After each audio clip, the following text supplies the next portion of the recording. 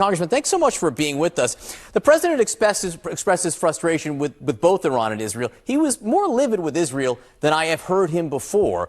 What is your view of the Israeli strikes? Well, hang on. What is your view of the actions that Israel took after the ceasefire was announced and then heading into the morning? I think, unfortunately, it was probably to be expected. They knew what the moment of the ceasefire, at least as negotiated, would commence, but they also wanted to make sure that they maximized the amount of time that they had to ensure that the nuclear capabilities, the warfighting and the terrorist activities of Iran were minimized, and they took that opportunity. And unfortunately, like I said, I think that was likely to be expected. We've seen that in other ceasefire situations. And let's face it, while the deal was brokered, the ceasefire is generally more advantageous to Iran than it is to Israel. And it's always the one that is losing the fight that requests the ceasefire, not the one that is winning the fight. So it is an unfortunate kind of turn of events, but it should not be unexpected.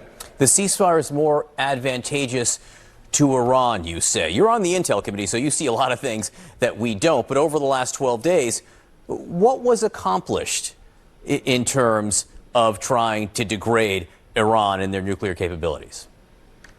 Well, that is the point of this whole thing, that America in particular does not have an argument with the people of Iran. We wish and we hope that they can realize their freedom, and we stand in solidarity with them in that. But we do take issue with the world's greatest terrorist state having that nuclear capability and being able to deliver that anywhere on the globe, particularly to Israel and the United States of America or interest abroad.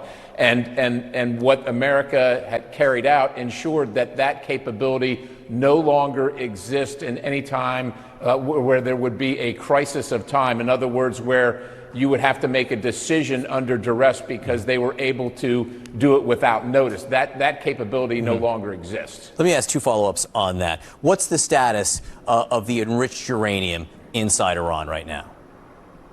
Well, I think that's a moving target. Obviously, Iran, like North Korea, is one of the most restrictive countries on the planet for any kind of eyes on from outside of Iran. So I doubt that there is, as much as Israeli intelligence is very productive, they have eyes on in Fordo itself. So it's very difficult to completely assess what the status of that is. I think we're going to learn that over the next weeks and months.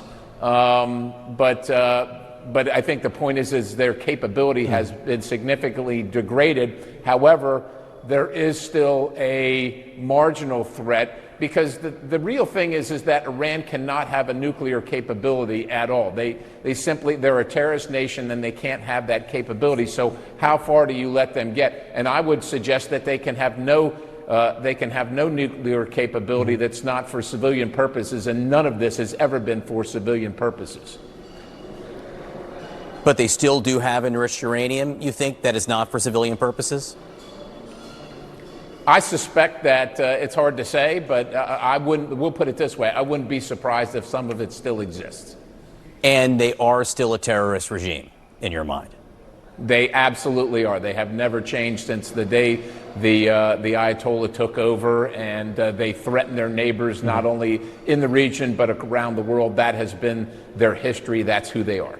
So after these 12 days, there is still a terrorist regime in power with enriched uranium? That is absolutely true. I think that's a correct characterization. Is that good? No, of course it's not good, but again, the goal for the United States of America is to make sure that they can't do anything with that enriched uranium. And let's face it, over the past decades, there have been numerous administrations and numerous countries that, while understanding and recognizing the threat, have not only allowed it to continue, but oftentimes have profited in its continuance. So this is a problem that's been going on for a long time. A lot of people have, and a lot of administrations have countenanced it. The president took decisive action, and I applaud that decisive action to make sure that their capability was degraded such to the point that they can't use that in a way to to imperil their enemies. And that's the important part here. We are not looking, this is the decision of who leads Iran is up to the Iranian people, but it is our decision to make sure that the American people and our interest abroad are kept safe from nuclear attack at a moment's notice, and that's what has been accomplished here. One of the things I've seen the president and his supporters say is this is peace through strength. I guess one question I have to you is what would happen, do you think, if the United States showed this type of strength toward Russia in Ukraine?